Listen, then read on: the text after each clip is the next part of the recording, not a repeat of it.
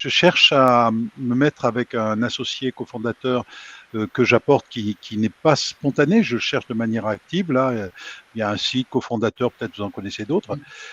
Et une des questions, certains disent, moi, je suis prêt à y passer du temps. Alors ça, c'est la premier critère, mais aussi je peux apporter de l'argent. Et, et moi, c'est pas l'argent dont j'ai besoin absolument, c'est surtout la preuve de l'engagement. Pour tester le fondateur et sa motivation.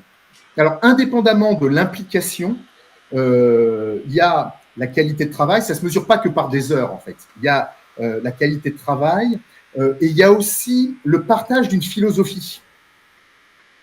Parce que vous pouvez très bien avoir quelqu'un qui bosse beaucoup, si vous avez une divergence d'objectifs, à chaque fois qu'il faudra prendre une décision, ça va être un débat sans fin.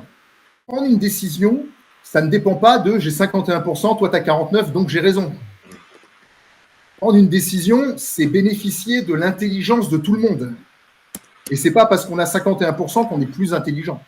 Donc, pour juger de l'engagement de quelqu'un, même s'il apporte de l'argent, c'est plutôt est-ce que vous êtes en phase pour manger ensemble de la vache enragée pendant un an et demi, sans être trop payé, en étant payé à minimum pour maîtriser les charges. Parce que si vous ne vous payez pas et puis que votre associé ou futur associé, parce que c'est toujours futur associé, hein, il faut une période probatoire, gagne bien sa vie, d'ores et déjà, il y a distorsion d'objectifs. Moi, je pense, et on a vu beaucoup d'erreurs telles que celle-ci, que vous ne pouvez pas lâcher du capital, hein, y compris contre de l'argent, au début d'une collaboration. Une collaboration, ça s'éprouve. Surtout si cette collaboration doit amener, et ça peut être posé de manière très ouverte et partagée, à une association. Mais c'est autre chose. Donc, commencez à bosser avec l'un ou l'autre. Vous faites marcher aussi un peu l'intuition, hein. Il faut croiser les doigts pour que ça marche. Vous verrez s'il est vraiment engagé.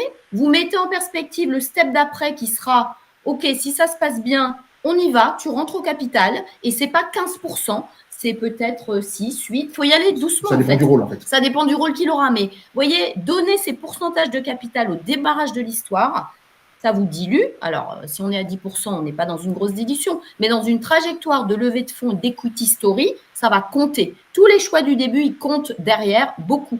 Donc, en fait, moi, j'éprouverai d'abord la collaboration.